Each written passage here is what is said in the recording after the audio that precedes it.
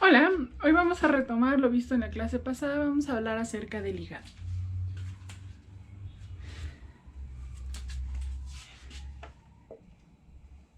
El hígado es el órgano glandular más grande que existe.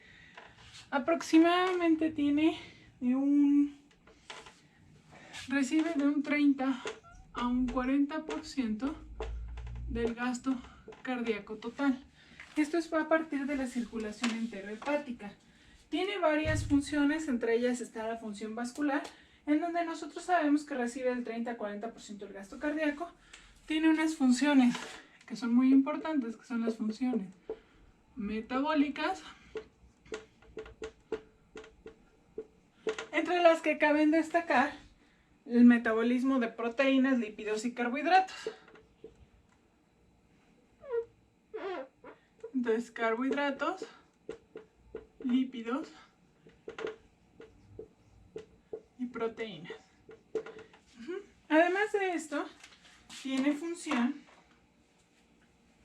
secretora y excretora. Y aquí me voy a parar un minuto. Función excretora y secretora. Okay. Aquí vamos a hacer una pequeña pausa porque esta parte es muy importante para cuando lleven farma. Resulta que esta función excretora y secretora, el hígado en realidad es como un gran laboratorio en su cuerpo. Entonces esta función tiene mucho que ver con dos cosas, con la oxidación y la conjugación. ¿Ok? Cuando ustedes lleven farma les van a decir que estas son reacciones de fase 1 y que estas reacciones son de fase 2. Para nosotros, nosotros nos tomamos una pastilla, ácido acetilsalicílico, una aspirinita. ¿Qué es lo que va a pasar? Una vez que pasa a nuestro organismo, va a tener que sufrir o una oxidación, que es fase 1, o una conjugación. Esta fase 1 normalmente se da por medio del citocromo P450. ¿Ok? También les llaman la CYP450. De estas hay muchos tipos. Hay una muy importante que es la CYP3A4, o sea, es citocromo 450, 3A4.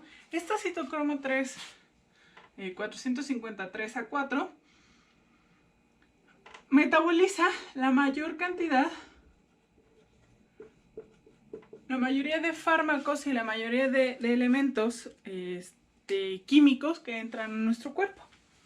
¿De acuerdo? Esa es la importancia de que sepamos cómo funciona un poquito el hígado. Además de esto, pues tiene otra función que es muy importante. La voy a poner aquí arriba. Que es la síntesis de factores de la coagulación. En cuarto, ustedes van a ver que les hablan de una cascada de coagulación. Y esta cascada de coagulación no es otra cosa más que justamente eso, una cascada que se da para que se coagule la sangre. Y esto hay varios factores. Por ejemplo, el fibrinógeno, que es el factor 1. El factor 5 y todos los vitamina K dependientes, que si alguna vez se los preguntan, son el 2, 7, 9 y 10. ¿Ok? Todos estos tienen su síntesis a nivel hepático. Eso es muy importante porque si estas cosas no se sintetizan, la coagulación no se va a dar. Es decir, si nosotros tenemos una insuficiencia hepática, vamos a ver que la síntesis de los factores de coagulación va a estar disminuida o totalmente anulada. Además de eso, el hígado almacena vitaminas. Entonces, otra función es almacén de vitaminas y minerales.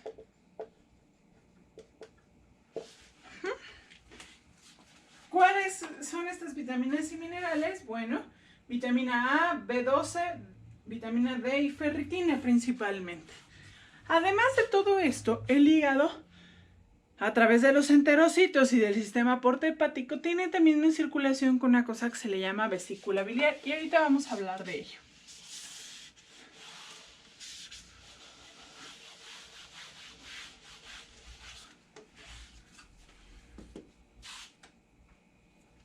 Si nosotros viéramos otra vez el hígado, ahora de otro color, justamente aquí abajo tiene otro órgano que es normalmente muy chiquito y que normalmente no lo vemos y no se debe de palpar, pero que es muy importante. Esta es la vesícula biliar. Y ustedes me dirán, ¿esto qué tiene que ver con todo lo que nosotros hemos visto hasta ahora? Y es porque la vesícula biliar produce una cosa, bueno, almacena una cosa que es producida por los hepatocitos. Los hepatocitos van a producir la bilis y la vesícula la va a almacenar. Entonces, es importante todo esto porque tenemos la bilis. ¿De acuerdo? ¿Y qué es la bilis? Bueno, esta es un líquido que facilita la digestión de lípidos. ¿Ok? Entonces, si no hay bilis, no se puede dar la digestión de lípidos. ¿Ok? Normalmente, ¿qué es lo que pasa? Se secreta este líquido biliar a nivel duodeno, junto con las enzimas pancreáticas, y se forma ahí. Ahí va a pasar del quimo, que se formó en el estómago, a kilo. Kilo con Q. ¿Ok? ¿Y para qué sirve esta bilis? Bueno, va a ser emulsión y solubilización lipídica, y además nos ayuda a neutralizar el pH duodenal. Y bueno, nosotros tenemos que se forma de la siguiente manera. Tenemos un ácido cólico y se forma de aquí el ácido desoxicólico, y tenemos el ácido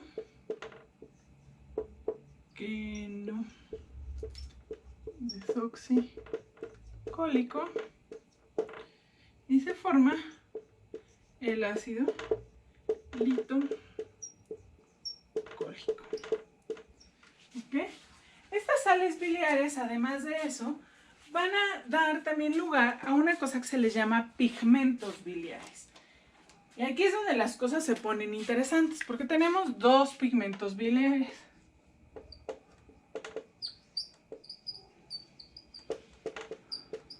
Que es bilirrubina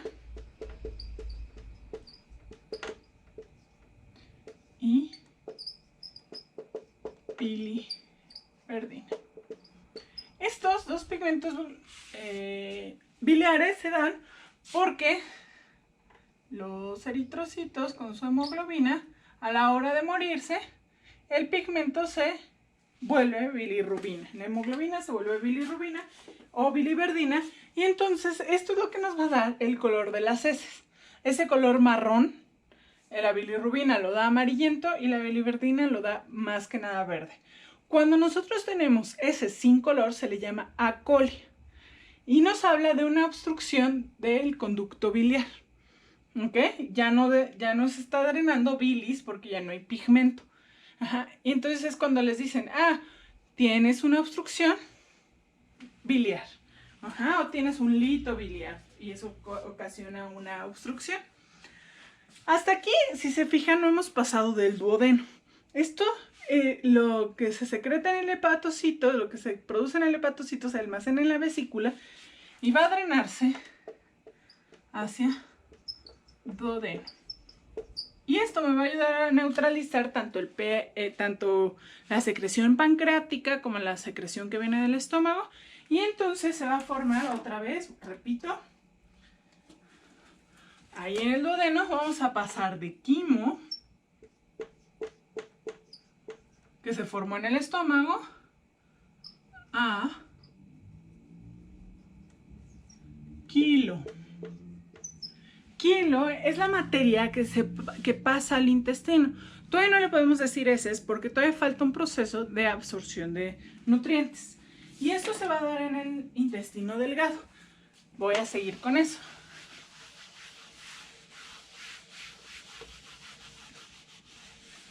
Si nosotros dibujáramos el intestino delgado, nosotros tendríamos que dibujar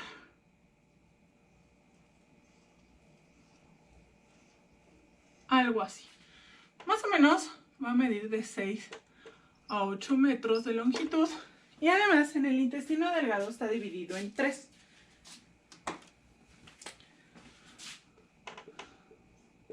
Duodeno,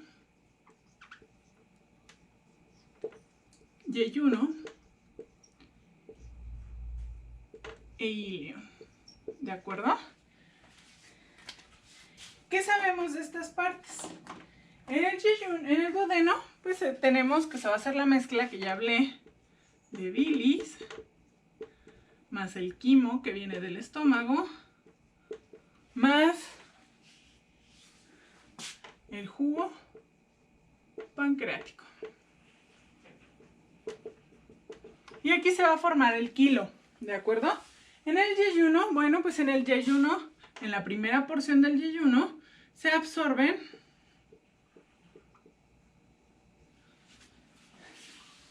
triglicéridos y fosfoglicéridos, ¿de acuerdo? Luego, en la segunda parte del yeyuno y primera parte del ilion, aquí entre estos dos, ¿qué va a pasar? Pues se van a absorber dos cosas. La absorción de carbohidratos y la absorción de proteína. ¿Por qué? Bueno, pues aquí en el duodeno, ¿qué pasó? El quimo se juntó con el jugo pancreático y la bilis. Es decir, se van a emulsificar las grasas y en el jugo pancreático tenemos la lipasa pancreática. Entonces lo primero que voy a absorber son los triglicéridos y fosfoglicéridos. Después, el jugo pancreático además trae peptidasa y trae glucosidasas y trae todo esto. Entonces, después, ¿qué sigue? La absorción de carbohidratos. ¿De qué carbohidratos? Pues azúcares normalmente simples. ¿Qué se absorbe primero? Monosacáridos y disacáridos, ¿de acuerdo? Monosacáridos, pues conocemos muchos, y disacáridos muchísimos más. Por ejemplo, fructosa es un disacárido. Galactosa es un disacárido, ¿de acuerdo? Y luego viene ilion. El ilion, normalmente, lo más importante es que se va a conectar. Se conecta con el intestino grueso, o también llamado colon, por medio de una válvula llamada ileocecal.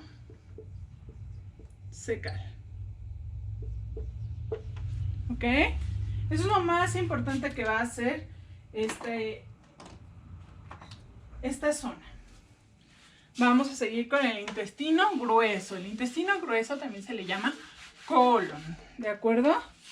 Si nosotros dibujáramos el colon, ahora lo voy a dibujar de otro color. Nosotros sabemos que el colon está aquí así y empieza en el ciego, apéndice y luego ascendente, transverso, descendente y sigmoides y termina en un recto. ¿Ok? Más o menos es así. Aquí tenemos entonces apéndice, que es un remanente histológico de tejido linfoide. Aquí tenemos el ciego y luego es muy fácil, colon ascendente, transverso, descendente, colon sigmoides y recto. ¿De acuerdo? aproximadamente el intestino grueso mide 1.5 metros. ¿Ok? ¿Cuál es la función de mi intestino grueso? La función es almacenar, ahora sí, le llamamos excremento. ¿Qué otra cuestión tiene? Cuando nosotros lo vemos, lo dibujamos de esta manera, y cuando lo vieron en anatomía lo vieron de esta manera. Y aquí hay una cosa, aquí, esto, la grasa que cuelga le llamamos epiplón. Y estas formaciones, que son así como onditas, se les llaman austras. ¿Sí? Estas austras son muy importantes porque es lo que nos va a dar la funcionalidad. ¿Cuál es la función? Bueno, nosotros sabemos, y esto ya lo había mencionado antes, que llegan aproximadamente de 1200 a 1500 mililitros de agua al día en el colon. Pero solamente se excretan 200 mililitros aproximadamente. ¿Eso qué quiere decir? Que hay una reabsorción brutal en el colon. Ustedes me van a decir, ¿cómo voy a aprender en qué parte del colon? Bueno, es bien fácil. Y esto lo aprendí de un gastroenterólogo. Ustedes dividen así el colon. Esta es la función de absorber. Aquí se absorbe el agua y aquí se almacena. ¿Qué se almacena? Pues la popó. ¿Ok? Eso es más o menos lo que pasa en el colon. El colon además tiene unos movimientos que se les llaman propulsivos, movimientos en masa. ¿Qué quiere decir? Esto es en todo el intestino. Que si aquí se distiende, aquí se va a contraer. Pero el siguiente segmento está relajado. Esto es más fácil explicarlo con este bote. Lo voy a explicar aquí. Si yo aprieto aquí, aquí tiene que estar relajado para que el contenido avance, ¿de acuerdo? Entonces, si yo aprieto de este lado tiene que estar relajado para que el contenido avance. A ese movimiento se les llama movimientos en propulsión o movimientos en masa. Son propios de intestino grueso, pero también se dan en el intestino delgado. Y en general en casi todo el sistema digestivo. ¿De qué tengo que hablar? Bueno, vamos a mencionar que si nosotros hablamos de nuestro sistema digestivo completo, está.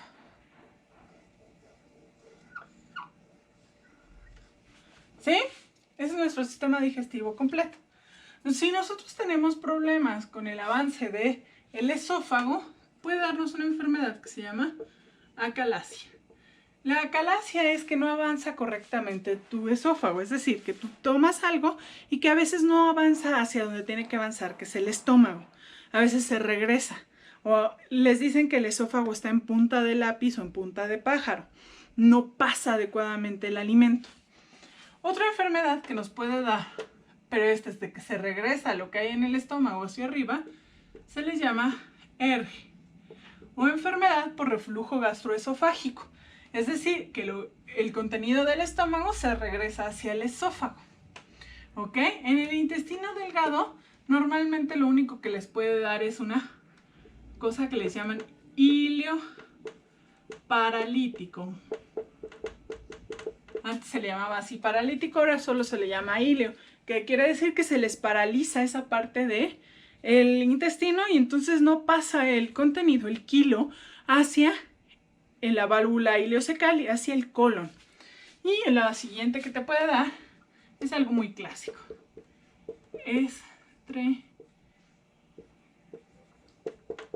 Estreñimiento. ¿De acuerdo? ¿Qué más sabemos al respecto? Bueno, pues nosotros sabemos que normalmente cuando llega comida aquí hace un efecto de masa y hay personas o a niños que cuando llega comida al estómago.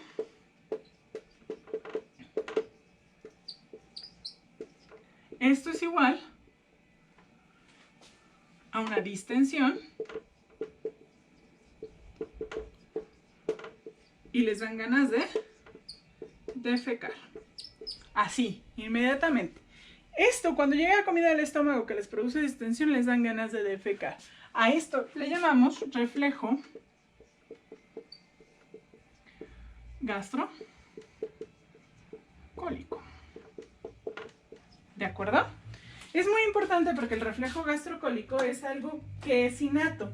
Y este reflejo se da en muchas personas.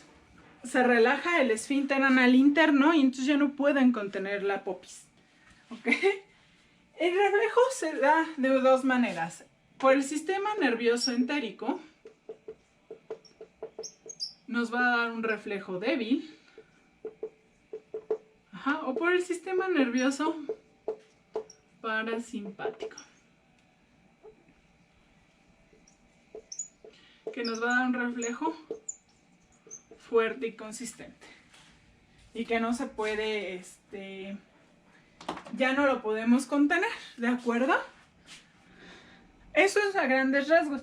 Hay otro reflejo que hay que estudiar, que se refiere al reflejo de la defecación. Cuando el excremento llega al recto, el esfínter anal externo lo que va a generar es que se relaja ese esfínter anal porque hay mucha presión en el recto, entonces un aumento de la presión en el recto